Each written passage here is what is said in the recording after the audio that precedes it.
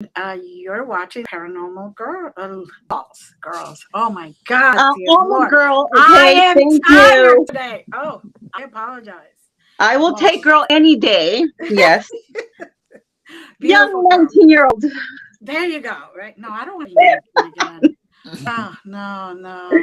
My 30s were better. Anyway, that's for another story, another day, and another channel. So, welcome The rated everyone. R one. The rated R. I don't know. Anyway, I'd like to welcome our beautiful four guests we have today. I'm just going to have them introduce themselves. And why don't we start with Brittany? How are you, Brittany? Oh, Can't hear I you. think it's muted. Did you mute yourself? Oh no. We checked everything but the audio, right? All That's how right. it's gonna go. Blake, go for it. Well, she's checking your video. Okay, my name is Blake Smith. I am one of the co-founders and lead investigator for everything Vaguely Paranormal. We are a group based out of Texas, and along with me are the two. Oh, it's that way. Sorry, those two over there. Also, we're co-founders with me, and so we're just excited to be here tonight and excited to talk to y'all. Thank you. And my name is Shelly Pruitt. I'm one of the co-founders of Everything Vaguely Paranormal and the lead investigator. Probably the loudest chick you will have on your podcast ever. My apologies in advance. Love to go set and do that kind of thing. Always with a little bit of humor, and founded the group with these two guys over here, and added in our producer Brittany. And you should come in. We're going to come hang out with you. We're going to have you come up and hang out with us too one of these days. How about that? We'll trade. Ryan. So I'm Ryan. I'm one of the co-founders of Everything Vaguely Paranormal and also a lead investigator. Founded it with these two lovely people to the right of me, I think, on the screen. I hope it's the right of me. If not, and then we added Brittany in, and Brittany's our producer. I am the balance to these two crazy people to the next of me. They are insane, and I kind of keep them in check. You're the one with no fun. Yeah, He's the one with absolutely no fun, right? No, I'm fun, but I have to it's like wrangling cats sometimes. You got to get these two to do some stuff. A Gemini? I can't see what you need to ring in a Gemini. Or a Leo. Really? Come on. So Ryan, before Brittany came in, Ryan was having to try to keep tabs on both of us in the dark. Now he has help. So Brittany, are you back with us? Can we hear you? No. Still can't. Oh my God. She said she's gonna jump out, jump back in. I bet. Jump back in. We'll keep going. We've learned She's the trapped sign in a- language by this point. Yeah, she's like, I know. That is Brittany. She is our mime of the group. She's fantastic at what she does. We keep her around for entertainment. She's telepathically communicating with us. I don't have to remember, guys. She does this telepathically. We heard every word she said. You guys will catch on in a minute. Don't worry. I heard it. Yes. SOS sounds from Brittany. Let's try again, Brittany. Nope. Oh no, still nothing. Poor Brittany. Oh. Just go like this. Just go like this. No. No. Are you sure you? I don't know why. Do we? Brittany, tell us about you. Hello, everyone. My name is Brittany. I am producer for Everything Vaguely Paranormal. I was brought on to the team about 7 months ago, and it has been a wild ride with these three. Always keeping me on my toes, but they're family. Good. Welcome. Yes, welcome, guys. Thank you for being here with us. Thanks for having us. Family, but family nonetheless. Dysfunctional. Damn sure. So, let's see. Who wants to tell us about like one place in particular that you loved the most, like you got the most out of? Ooh, how It's much all time going do to you be the have? same answer for us. Yeah. I think. I think so. Well, Okay. she's wanting to know the one that we got the most out of. I mean, that's multiple locations. Honestly, we've gotten so much out of a lot over our adventures in the field, I guess you could say. Mhm. You got time, baby. I was Tell gonna say, I would say for the, I think it's collectively for the group. We've talked about this quite a few times. Collectively for the group, our favorite location in Texas to investigate is Olde Park Old Hotel. Park Hotel. Mhm. We love Absolutely. Olde Park Hotel. Yes. Yes, Absolutely. every single time we go, it is consistent. It constantly delivers. It gives us great evidence. We have caught everything from things moving to full-bodied apparitions to people being scratched. We hold the Mhm. record for the most scratches in an investigation. Not sure if that's good or bad, but we'll take it. I want the Um, trophy. Yeah. Awarded is an award, right? Yes, right. exactly. We had a plaque Um, to hang somewhere. Yeah, we've gotten so much from that location, and Dan and Connie from Olde Park are fantastic hosts. Yes. Yeah, So they're amazing. oh Love my God, them. they make so the venue all the way around from being there to investigating to the host to where you get to sleep. You have a shower, a toilet, lights, AC, heat, everything a paranormal investigator dreams of. A bed. A bed, bed, A yeah. clean bed. A clean bed, bed. yeah. A clean bed. Ooh. Mhm. A plus there. I mean, because we've been some places you don't want your dog to sleep in, and I mean, Olde Park And is we've not slept one of in 'em. those. Yes, Yeah, absolutely. we have slept there. So that I would say is our favorite. One that we've gotten the most at, man, that might be a toss-up, honestly. The Olde Park has delivered consistently for us and given us a lot of good evidence throughout the times that we've been there, but we've got a couple of other ones that have given us some really good consistent evidence as well. One that comes to mind that we have kind of stumbled upon was the Gray County Historical Museum. Yes. It's not known at all. We have the exclusive access to it to be able to investigate it. And oh my gosh, we've had again scratches. We've had people pulled downstairs and flipped over backwards in chairs at that Wow. one. Me and Shelly have both been grabbed in the middle of a dual Estes method, same time, same spot. That Not was in a good way. crazy. Not in a Yeah. good- yeah. In Yeah. full view of everyone in the room too. So. Yep. And that well, and that's how brazen they are too there, because everything is in full view of cameras, of people, of groups, and all that stuff. So Well, we had the door close on us too the first time we were there. That just set everything off. A door like was physically manipulated by something we couldn't see, closed on us, and we tried to debunk it, could not debunk it whatsoever. I mean, we tried for what, a good 45 minutes, y'all, to try to Yeah. figure that out. Just absolutely insane. Well, and I'll tell you, since Blake's kind of touched on our two of the locations that we really do get fantastic evidence in Texas. I'll tell you one that and that's Waverly Hills. I went to Waverly Hills and had some of the craziest experiences ever, up to and including we were looking at a hallway, and it was Ryan and I, and the hallway was flooded with moonlight, and I was just like, hey, if anybody would like to have a visitor, if you'll step into the hallway, I'll come to your room. And I had this little container of cookies, and I shook them, and I said, I'll bring you a cookie. And all of a sudden in the hallway, it starts to do this. Things just stepping out into the hallway. And I said, well, if you'll come on and come forward, I'll come on, you're welcome to come forward. And something looked like it was walking down towards me. It stopped. And of course, I'm a big idiot. I just go, hello. And the thing, I kid you not, waves back at me. There were 7 or 8 people there. The guy who was in charge at the time was standing there, and everybody's going, did you see that? And I'm looking at Ryan going, what did you see? He's like, what did you see? I go, oh, you go first. And finally, the guy who was kind of running the investigation, he says, that thing just waved at you. I said, I know, right? He just waved at us.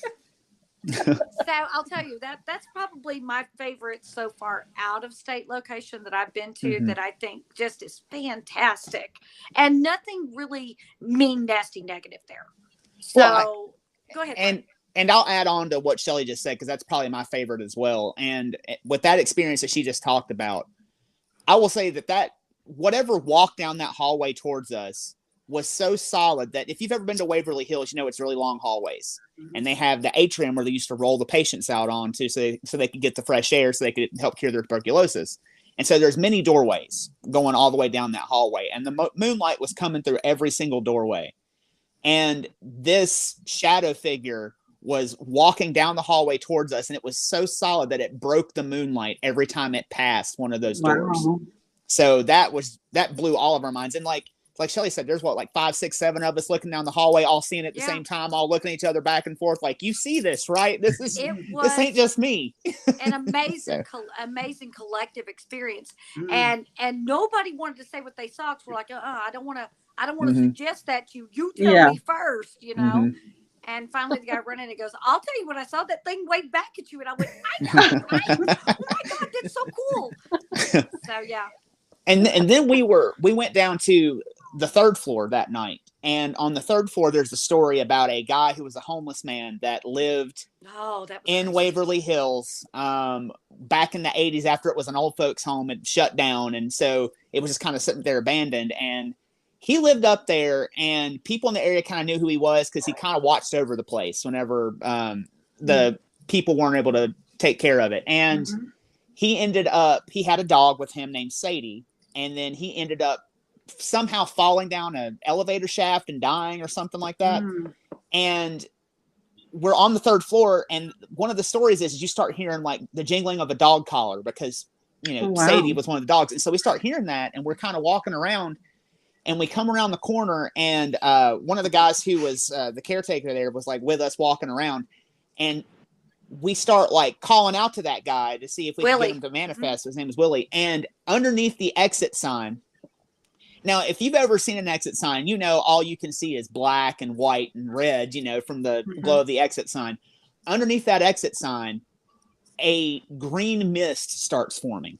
And he used to wear a green army jacket is what they told us. And it was like that army, like olive, or green. Like that military green mist. And he starts, and like as tall as the exit sign, and just starts forming the outline of a person standing underneath that exit sign. And we were just in awe, just absolutely gobsmacked, looking at each other like, you see this, this is, and you're not even supposed to see that color underneath that light, and it's absolutely amazing. It is such a insane place to go. It is such a crazy place to go. If you don't have an experience there, I don't know if you're ever going to have an experience. Every time you turn around, there's something. I ruined our Willie experience because everybody's standing looking at him, and I'm going, "Is that a real person?" And they're like, "No, I don't think so." And I said, "Well, I'm going to go find out." And I said, so I start walking towards him. I go, "Hello, Willie." He's gone. You scared him off. I did.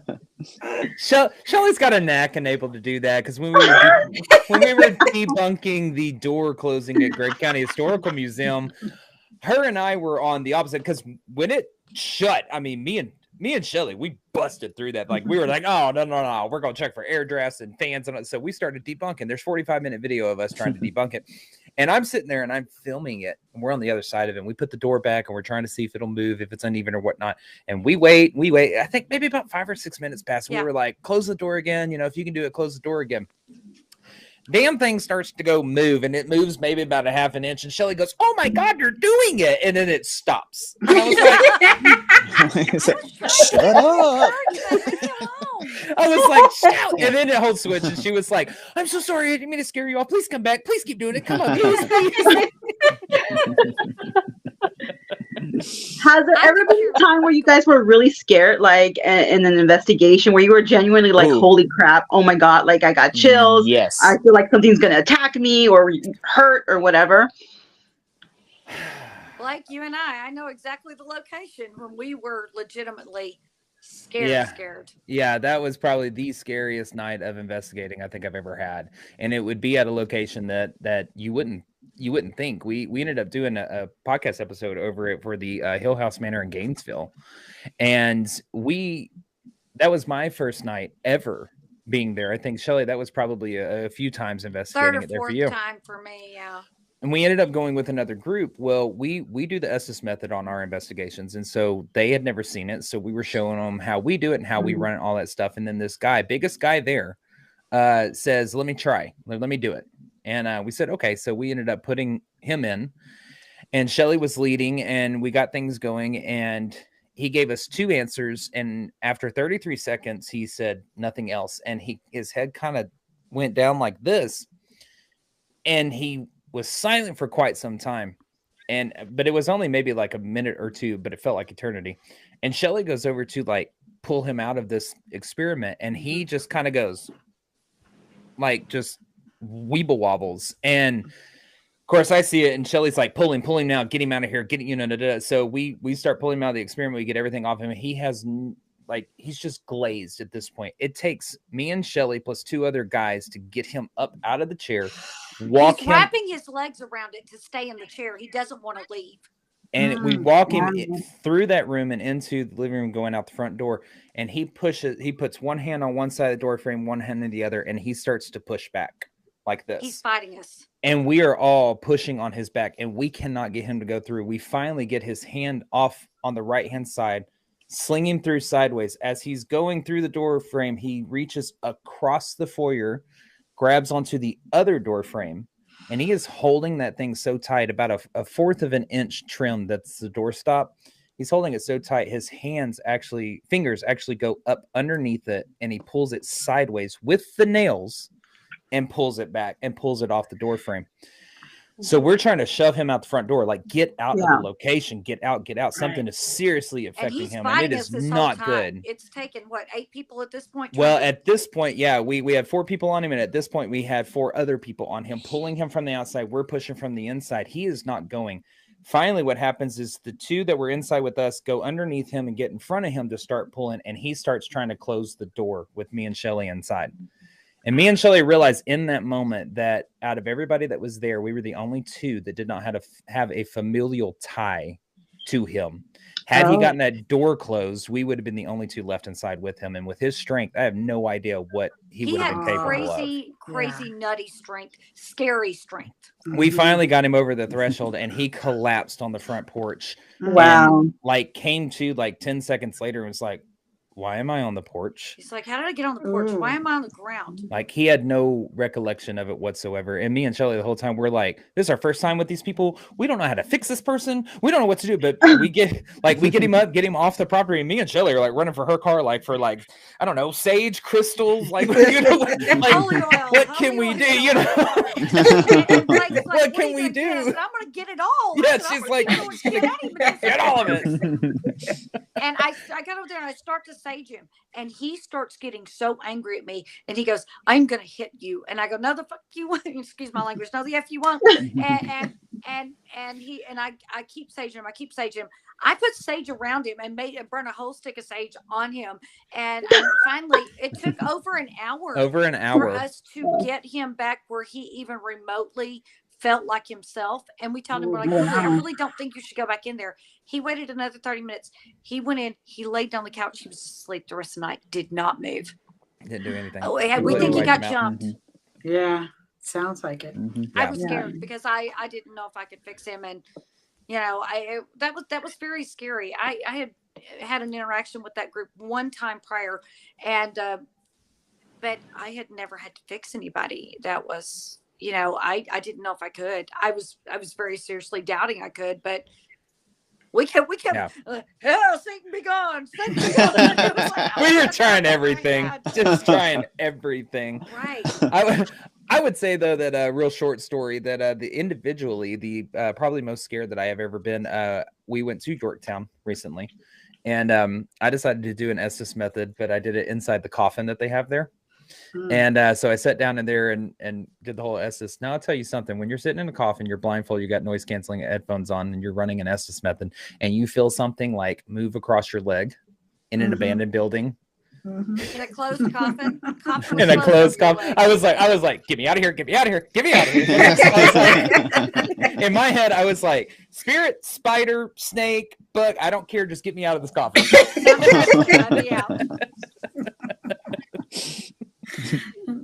Okay.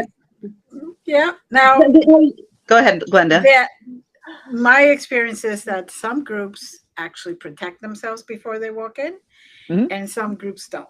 And I have found that a lot of the times that kind of experience where there's a jump in is because they did nothing prior to going, I don't care if it's like, hey, protect me before I walk in. Yeah. Just something, you know? And yeah, it's like, I'm sorry. Hey, protect me, okay? You got me. I got you. yeah. Well, you know, I don't You're have to good. do that much anymore because It sounds very mafia. How you doing? Yeah, Yeah. You well, got How you me? doing? Okay. I love I don't. that. You protect me, I protect you. You know. I have this thing that as long as I set the intention, I'm good. And you know, whether I say protect me or I'm going in here, you want me to go in there, you better have my back, that kind of thing. But it's something, even Yeah. carry something, a stone, an amulet, something. I have and- mine. I wear Well, mine all the yeah. time. Yeah. You know, and I agree with you completely because like people always ask me all the time, they're like, you know, you're not scared doing that sort of thing. Like, do you do anything to protect yourself? Do you do any sort of, you know, what do you do? And I always tell them, you know, you're setting the intention no matter what it is, like whatever Yeah. works for you, as far as like, if you're a Christian, if you're, you know, whatever, if you're a Wiccan, whatever Right. you are, like whatever works for you is what you need to do to protect yourself. Mhm. So Yeah. as long as you're setting that intention, like, hey, nothing's going to bother me. I'm going to have a safe night. This is going to be good. I think in that instance, me and Shelly were talking about that group was slightly green at the time. You know, I think Yeah. that might have been only their second and third, Third, maybe, I think something the like third that or fourth investigation. Okay. But this was Yeah. their second private investigation Yeah. they did. They'd only done 3 or 4 because one of the first times Okay. they came with me Right. in a bigger, larger group setting. Yeah. But So yeah. I mean, like for us, like I know what I do personally is just like Ryan said, I set the intention. I've got my necklace that I wear that I bless, you know, do all of that stuff with, you know, and that's my protection without even having to say anything because my intention is in this. Yeah. But Right. I don't think that they knew in that moment, you know, that was something that they should have done, and we arrived after they arrived, so we had no idea if they did or didn't.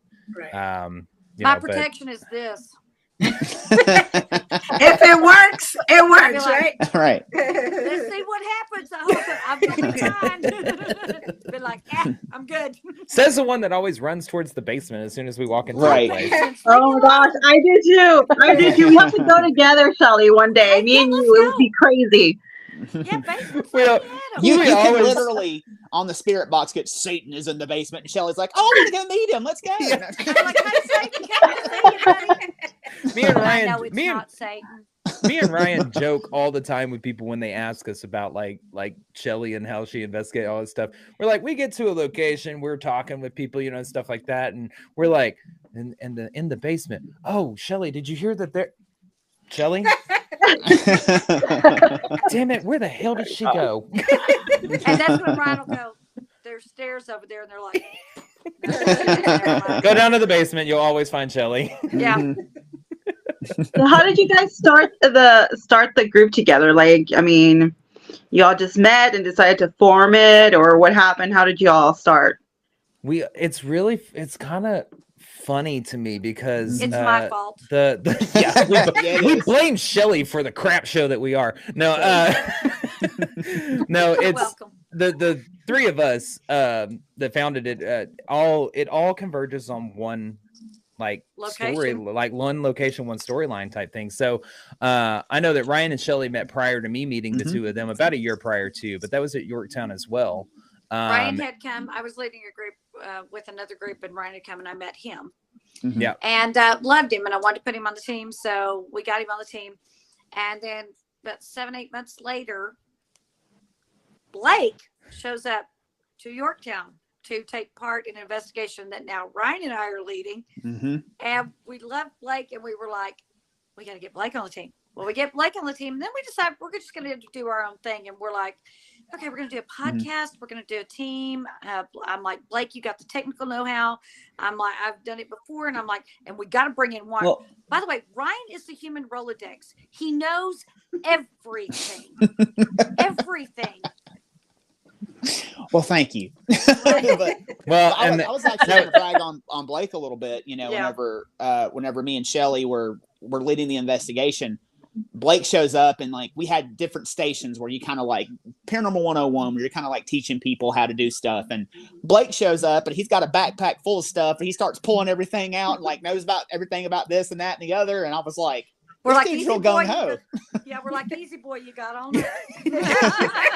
And you know, and he was real gung ho about everything, and I was just like, you know, and me and Shelly were both like impressed with his investigation style, and me and Shelly were like, we got to get this dude to come on, you know. So and so, you know, we got him on, and like Shelly said, the rest is history. We were like, okay, we're going to do this and we're going to do that, and then we've been off to the races ever since. A very sordid and dirty history. Yeah, exactly. I think the funnier part is the conversation that took place that Shelly kind of touched on between me and Shelly about trying to form the name, the podcast, the group, and all this stuff. And I had kind of mentioned, I was like, oh, I think it'd be cool if it was like an acronym, you know, like EVP. And we were like, oh, hey, I like that one. So we started thinking, we were like, Blake and I are on the phone. Something paranormal. Yeah, it's like midnight, by the way. We're like, everything, something paranormal. And we were like, everything vividly, everything fairy, everything valiant. And Shelly's like, oh my God, let me pull out a thesaurus. And literally, and I said, let's look for 7-letter words that start with V. And literally the first word she reads is vaguely. What? And I was like, everything vaguely paranormal. Well, actually, the first word I read was vaginally. I'm like, we can't. Everything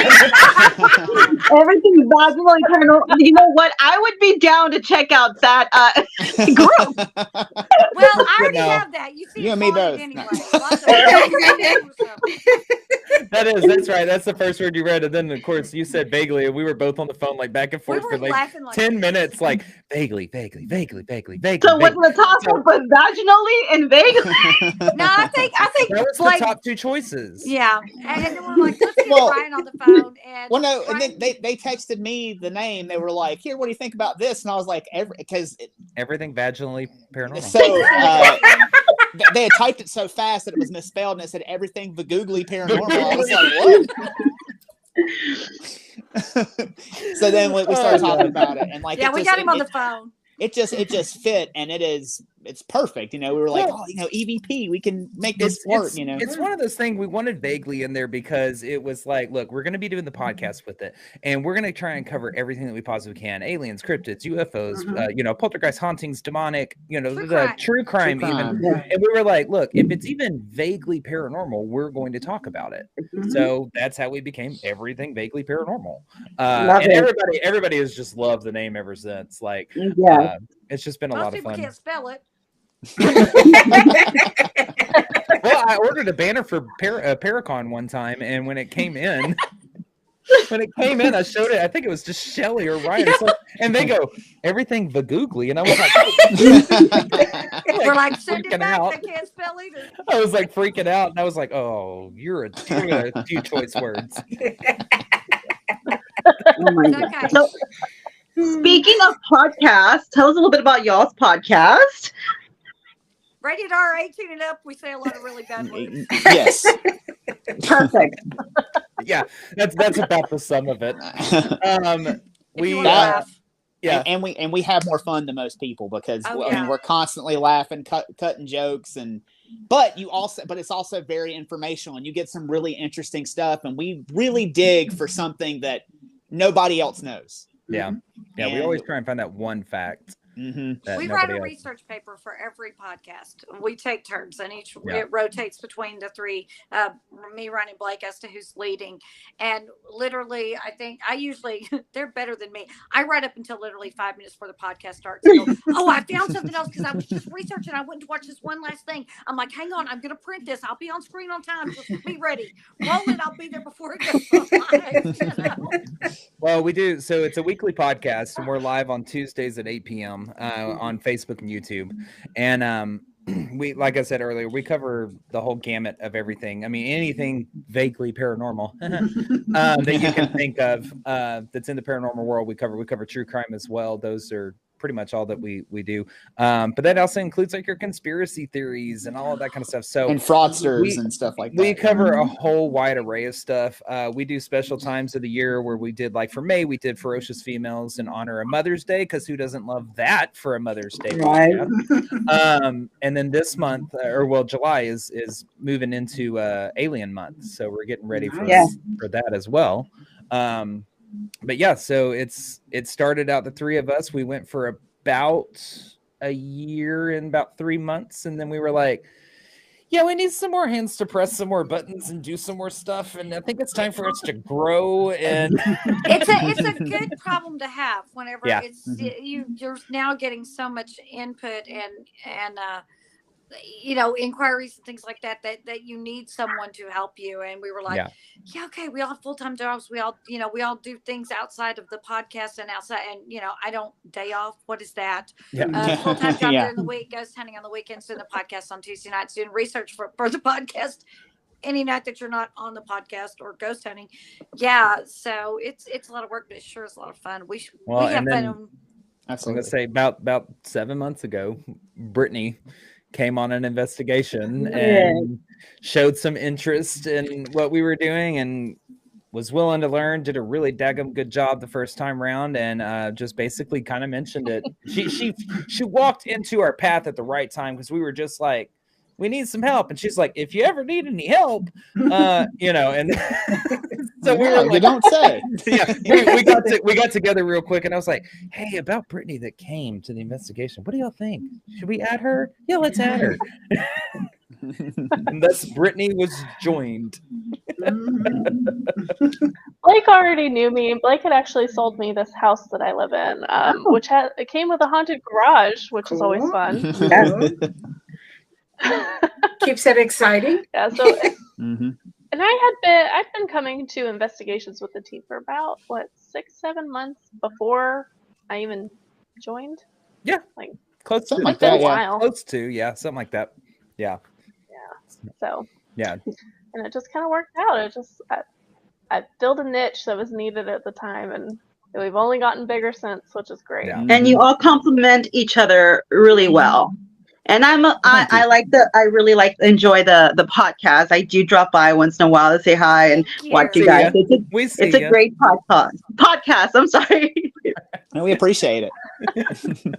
Well, adding Brittani to the mix and to the team was like, it gave Ryan a little bit of a break for relief, if you will, I guess. I don't know, because now when Shelly's running down to the basement with not tell anybody, he can go chase her, and then when I'm running down the hallway, Brittani can come chase me, and Ryan doesn't have to split in two. You know, where are you going? We really you got the best. You got the best of both worlds. You got the responsible earth signs, Brittani, and then you got the crazy fire and air sign. So yeah, air feeds fire. That's right. 2 cats. Yeah. You each get like a keeper. You each get a keeper. Yeah. No, that's exactly it. And that's what we always said, that Ryan was the center point of mine and Shelly's teeter-totter. Yeah. He was the fulcrum right there in the middle that kept us balanced.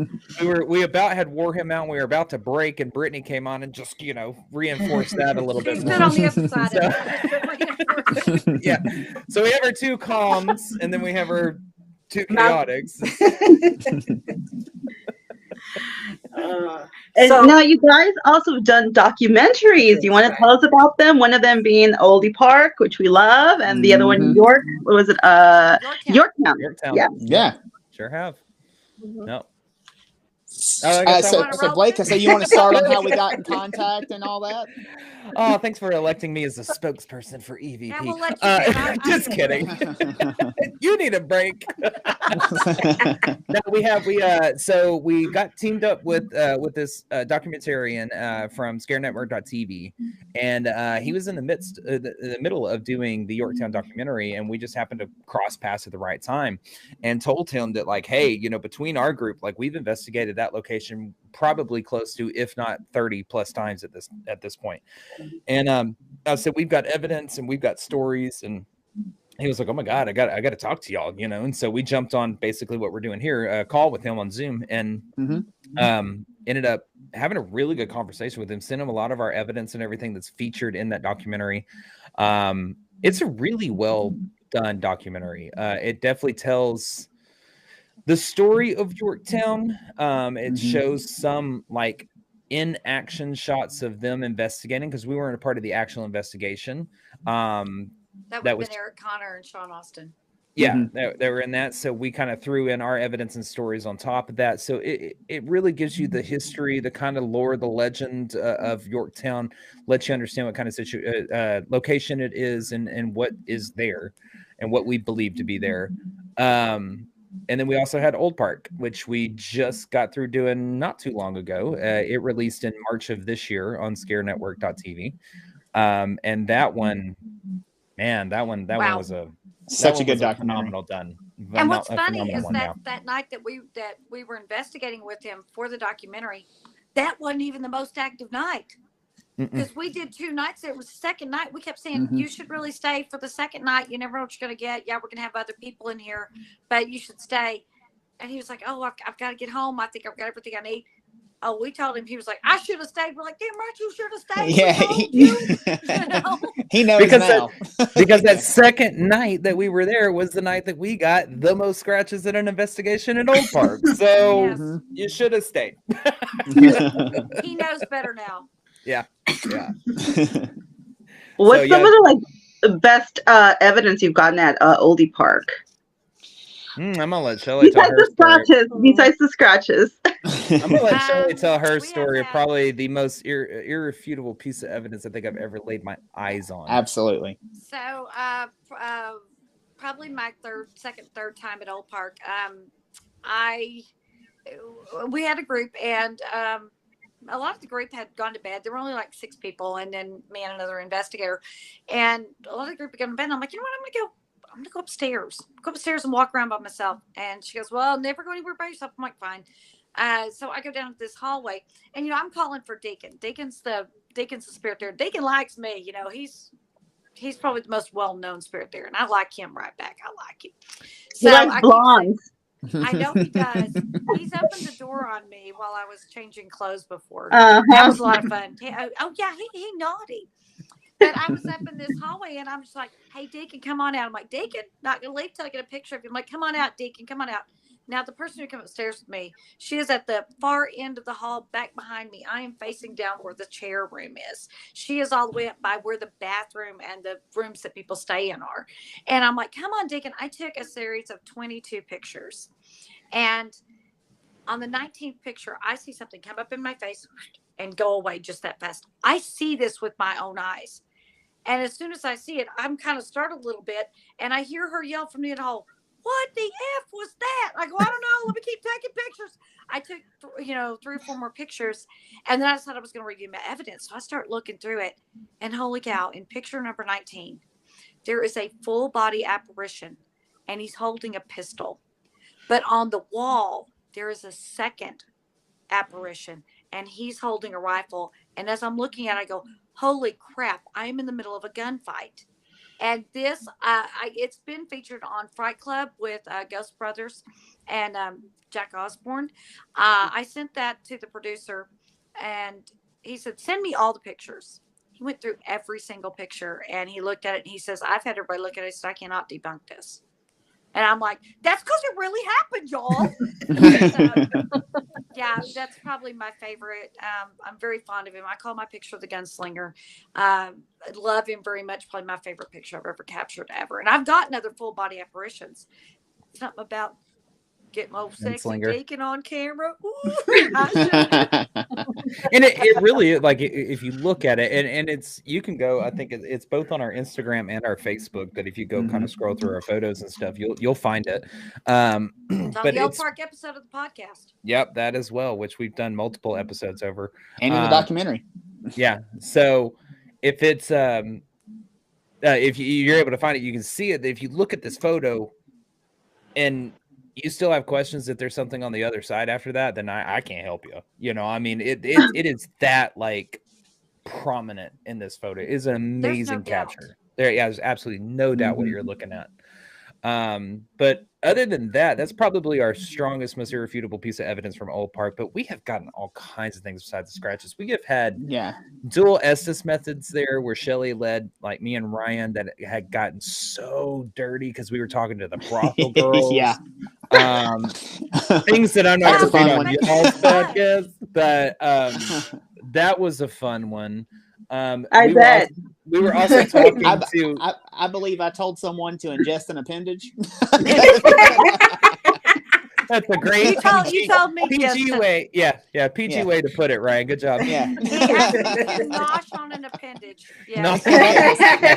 Nosh on an appendage. Yeah. I wasn't feeling peckish in the moment, but I will. Well, it was one of those investigations that we were also talking through a spirit box. I think it's actually after one of those Esses methods. We had the spirit box running, and Shelly's like, she was still in her costume. She's like, I'm going to go change clothes real quick. Because we dress up at Olde Park because we think it kind of gets them riled up, wear our old Western wear type stuff. And we really have had some of the best evidence in doing that. And so Shelly goes up to change, and the spirit box is just roll it. And then when she leaves the room, it goes completely quiet. And she had just said before she left, she's like, now, Deacon, you stay down here. You don't follow me. And so when it went quiet, she was already upstairs. I was like, what happened? Where'd you go? Deacon, where are you at? And he comes through and goes, upstairs. Stalker weirdo. And I said, you leave her alone. Get your a little pervert. He wanted to sneak a peek at He's dirty. Well, he did get a peek. He walked in the dadgum room. I hope you don't do a tip at least, Shelly. I know. And that was funny because me and Blake were going downstairs, and whenever Shelly was in the room changing, I hear like the latch on the lock popped, and I think Shelly's about to stick her head out and say something to us before we're going down the stairs. So I turn around and start walking back towards the room, and she sticks her out. She goes, "Don't come in here, I'm naked." I said, well, what? She said something popped the lock up and opened the door on me. So don't come back here. I was like, oh, okay. So if you've been there, you know Preston's parlor has that twin bed. So you have to close the door. You put down the little hook and eye latch, and I had walked around the bed to get to my clothes. Child, I'm stripping. I'm getting everything off. I'm like, ooh, got to get out of that court. Ooh, I feel better now. I'm just trying to grab my clothes, and all of a sudden I hear click, and I hear, and I'm like, oh my God. Now, and I couldn't get over the bed, so I start running around. I'm like, don't come in. I'm naked. You know? He opened the door and came in. And then these guys are like, what? And then I felt the need to prove it. I'm like, see, I'm naked. I wouldn't just open the door. I really, yeah. That was fun. But even like stuff we haven't, necessarily caught on camera, just some of the experiences that we've had there have just been insane. I remember the last time we were there, me and Blake were in Western wear walking around, and we were downstairs, and they just cleared out a room beside the seance room. You scared the crap out of me on this. And Blake is turned around talking to me, but he's still walking forward, and I just go, whoa, like to try to, and I reach out to try to stop him, because what he didn't see was somebody ran out of that room in front of him, and I thought he was going to run into somebody. And I grabbed him, and I thought maybe it was one of our guests, but there was no one else down there at that end of the hallway. And so then later on, Blake, you were leaning up against that door, and what happened to you? I was leaned in the doorway, the exact same doorway he was talking about, and I have a live EVP session going as we have a couple of people in the hallway. We're doing live EVP at that point. I'm using my headphones and just kind of listening. And nothing was happening in that moment. It was the weirdest thing. And one of the people that were there said, I'm not really impressed. Like, try and do something that's kind of impressive, and stuff like that. And all of a sudden, I felt a hand on my back, and it just shoves me. I came flying out of that freaking doorway. And I don't think we had any cameras in the hallway, but it's on the audio. You hear me like, oh shit, and everybody's like, what happened? I'm like, I just got shoved out of this doorway. But that hallway is particularly interesting because absolutely, we had an entire group down there, which was about 16 people, I think, were down in that hallway in different rooms. Some out in the hallway, and they were watching, including one of the owners, they were watching this large shadow figure walk back and forth across the hallway. Collective experience that they were having. Well, at the same time, me and Brittany were a couple of feet behind them, kind of looking in other rooms, but we were also looking down their direction. Out of nowhere, me and Brittany saw the brightest flash of light. Twice, two of them. It was like, and I looked at her and I said, what was that? And she goes, I don't know. So we start looking around. Not only was there like no light bulbs in any of the light sockets down there, but nobody had their cameras out. Everybody was just sitting and experiencing this moment that they were having of watching that thing. And then we see this self-illuminating light take place that happens. It's the weirdest thing. And Blake and I both looked directly at each other because we both thought the other person had created it. It was right between us. And that was just a really interesting one. We couldn't debunk it. We couldn't figure out where it came from. And nobody else saw it either. One other thing, yeah, it was just him and I that experienced that, which, I mean, we were kind of behind everybody else down at the end of the hall, but it was just unusual. Yeah. The only other thing that comes to mind, though, is the most insane Estes method I've ever seen.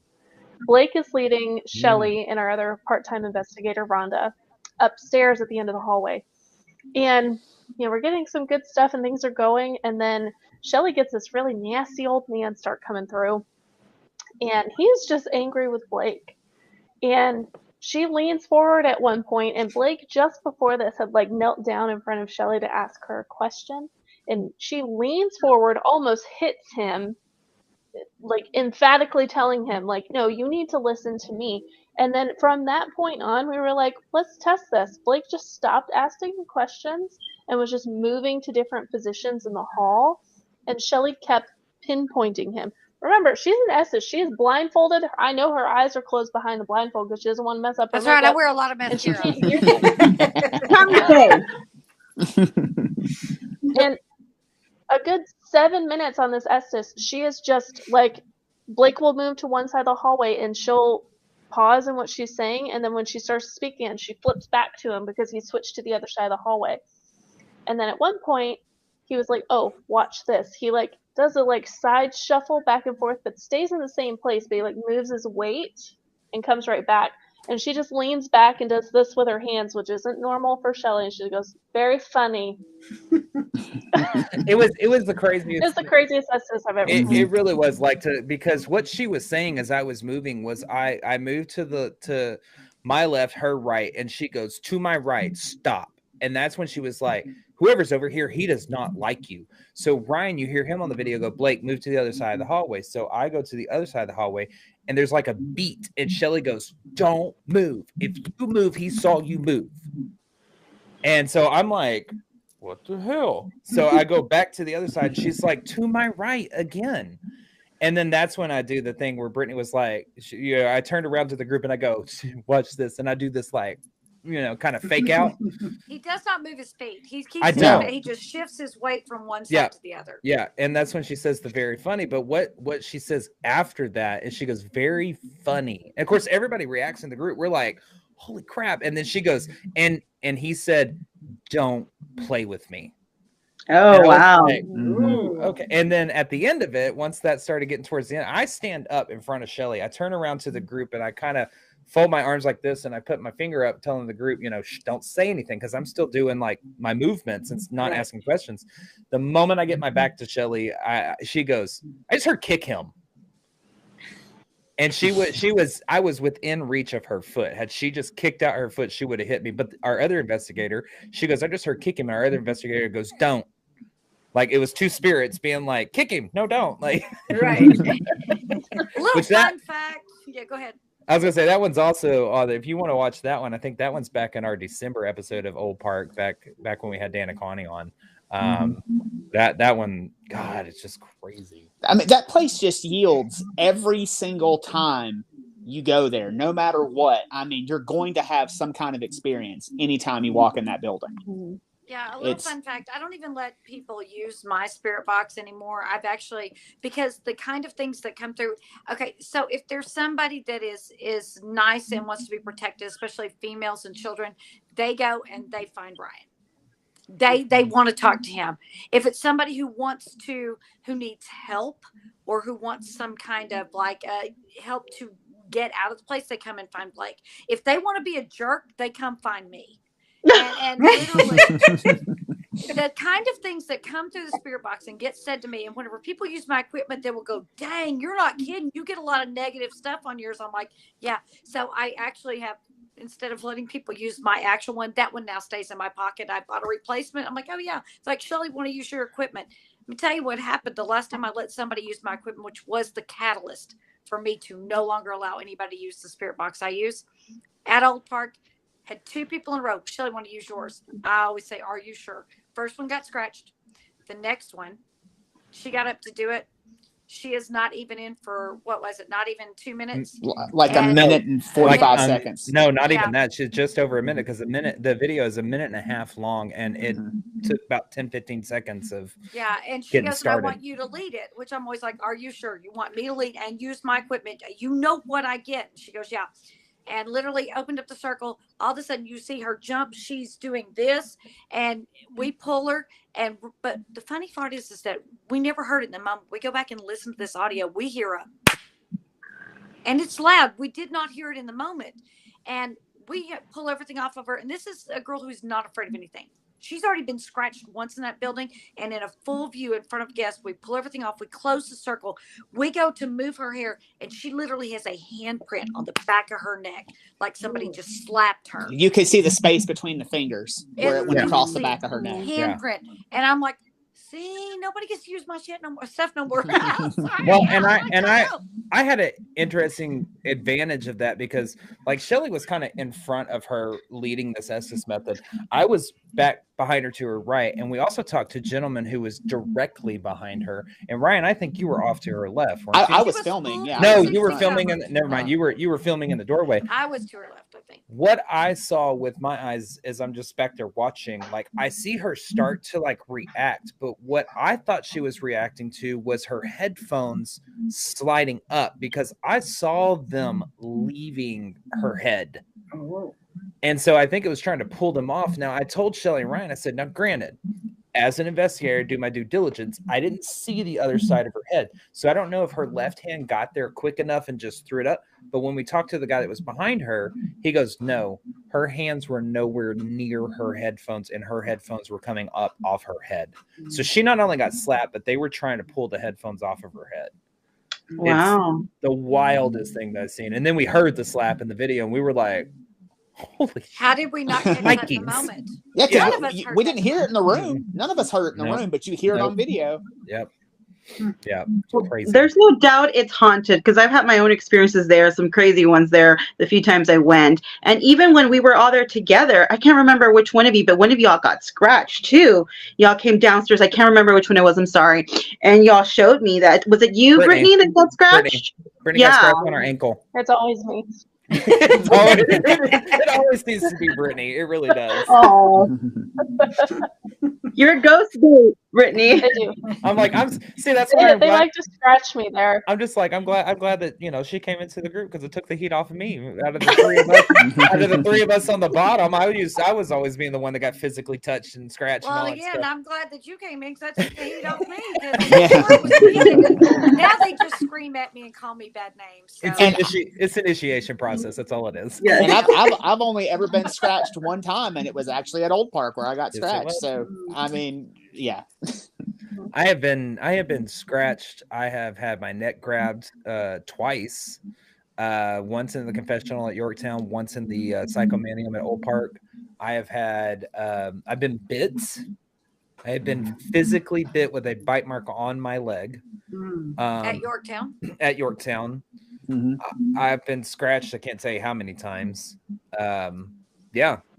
It's yet I keep going. You like it.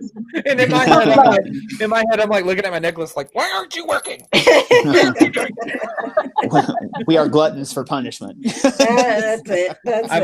I've also been jumped too. So you have been jumped. That was not fun. Twice, actually. We call it, whenever something kind of takes over, we call it getting jumped, because we think possession should take a little longer and last a little longer. So it's not getting possessed, it's getting jumped, because it's temporary, So yeah, he's been jumped one time. Twice now, actually. And I could tell you, as I've done exorcisms, it takes a lot longer to get possessed. Mm-hmm. Yeah. Good. So that is what I call it too. Just perfect. Getting jumped. Yep. Yeah, getting jumped. It's just a temporary thing where they want to try coming into you, and your real self is saying, "Oh no, get out! I'm not ready to give this up yet." See, if they were ever jumping me, they'd be like, "Oh hell no, we don't want to be in her head." Everybody out. Listen, I have to tell the story because anybody we talk to, I have to tell the story. It's actually freaking funny, and it goes in with the scariest night that we were talking about earlier with the guy getting jumped at Hill House Manor. And after we got him all settled down, you know, and cleansed and saged and all that kind of stuff, Shelly turns to me and she goes, "You ready to go back in and talk to these choice words?" And I said, "Yeah, sure." I wish I had been filming because I don't understand. It's the funniest yet most interesting thing to watch because you have this Shelly, what, 5'2"? Almost 5'2", almost. Tiny little woman, itty bitty little woman walking in there, and she's, "You listen here, you mother baby, you want to pretend like you're the Prince of Darkness? I'll show you the Prince of Darkness." And I was like, like going, "Oh me and Glenda like to say we like to say tiny but mighty because we're also short. We're also tiny but mighty. It's the most like, I don't know, admiring thing to watch, like, and but it's also funny because out of the whole group, Shelly is the smallest and the most petite, and to see her like go after, because we have a rule: we will never ever walk in there and just straight out provoke. Right. Never will do it. You be respectful of the spirits, you be respectful of the location. Exactly. You try and talk to them like you would a human, you know, or like a regular human, because that's what they are. regular human, a live human, whatever you want to call it. Us, right. You just have a normal conversation because that's what they had a body at one time. They just don't anymore. But we will not back down. If you want to come at us first, then we are going to stand our ground. I'm going to fight back. Yeah. You're not gonna like a tiny vicious chihuahua. Well, I always tell her she's the meanest. Baby, ever been. Say, well, Shelly's the meanest out of any of us. I said Shelly's the meanest out of any of us because she is the most tiniest. I said she's closest to hell, so that's why she's so mean. So. The way I like to say is like we like to compensate for our height, like men do with big trucks. Okay, like, let us. But if y'all ever can get on that investigation where Shelly has to go in there and like stand up either for the group or somebody or herself or something, it's the best thing ever. We actually it is caught in Scare Network TV part of it. The old part. Well, because we were standing in the kitchen because Shelly got scratched during that was one of the scratches we see that weekend. Never off camera. Was actually during the documentary filming, and she was never off camera. She always had her hands full, she had her hands full in the moment. She still got scratched across her neck like this, and pissed her off. We'll just put it that way. And the documentarian's standing there, and he's still got the camera on me because I'm like taking pictures of her neck. Well, Shelly just takes off through the kitchen, and I'm like holding my phone, like trying to save the photos, and I was like, you might want to go follow her. In the documentary, you hear me go, well, here she goes. Yeah.